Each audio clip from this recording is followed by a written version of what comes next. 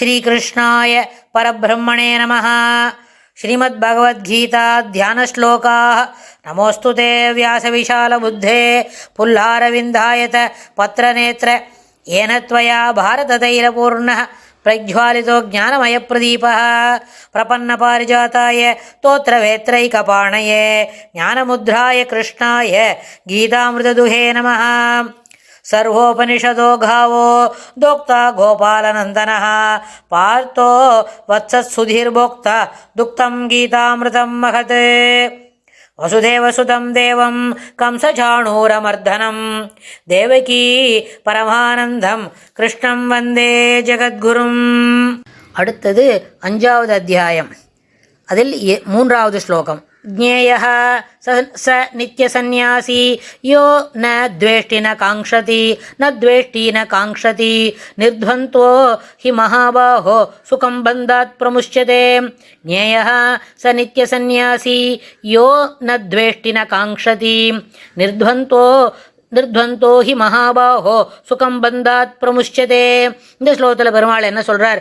யஹா, யார் நத்வேஷ்டி, எதையும் வெறுப்பதில்லையோ, எந்த கர்மாவை செய்ய வேண்டுமானாலும் அதில் ஈடுபாடோடு செய்கின்றானோ, எதையும் வெறுக்காமல் இருக்கின்றானோ, அதுபோல ந காங்ஷதி, எதையும் விரும்பதும் இல்லை. இப்போ செய்யணுமா செய்துவிடான், அதில் ஈடுபாடும் இல்லை வெறுப்பும் இல்லை. அதுபோல ந காங்ஷதி, விரும்புவதும் இல்லையோ, சஹா அவன் நித்திய சந்நியாசி, அவன் என்றுமே துறவியாகவே கருதப்படுகிறான். மேலும் ஞேயா என்று சொன்னால் அறிதற்குரியவன், எதையும் அறிந்து கொள்வதற்கு இவ்விருப்பத்தோடு இருப்பவன், அறிந்து கொள்வதில் ஈடுபாடு கொண்டு இருப்பவன் அப்படின்னு அர்த்தம்.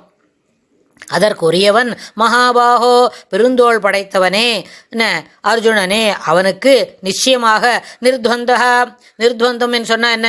இரட்டை, சுகம் துக்கம், அப்புறம் பயம் பயமின்மை, அதுபோல எல்லா விதமான இரட்டைகளினின்றும் விடுபட்டவன் என்றும் எடுத்துக்கொள்ளலாம். மேலும் கர்மபந்தாது, கர்மக்கட்டினின்றும் சுகம் எளிதில் பிரமுஷ்யத்தை விடுபடுகின்றான் அப்படின்னு பெருமாள் சொல்கிறார். அதாவது இந்த எந்த கர்மாவை செய்கிறதா இருந்தாலும் அதில் என்ன இல்லை?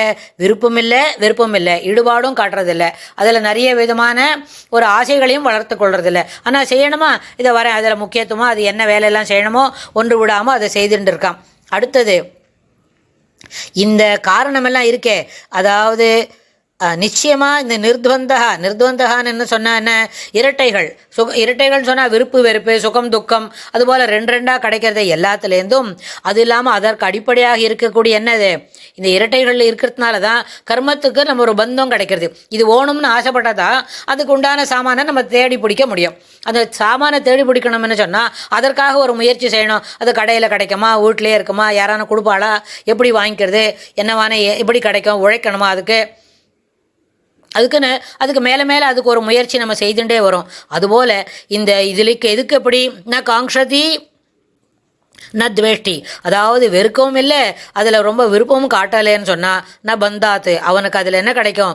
அந்த இரட்டைகளிலிருந்து விடுபட்டவன் கர்மக்கட்டினின்றும் எளிதில் விடுபடுகிறான் அப்படின்னு பெருமாள் இந்த ஸ்லோகத்தை சொல்லிக் கொடுக்குறார். அடுத்த ஸ்லோகத்தில் இன்னும் என்ன சொல்கிறாருன்னு நம்ம பார்க்கலாம். ஸ்ரீகிருஷ்ணாய துப்யம் நமஹ.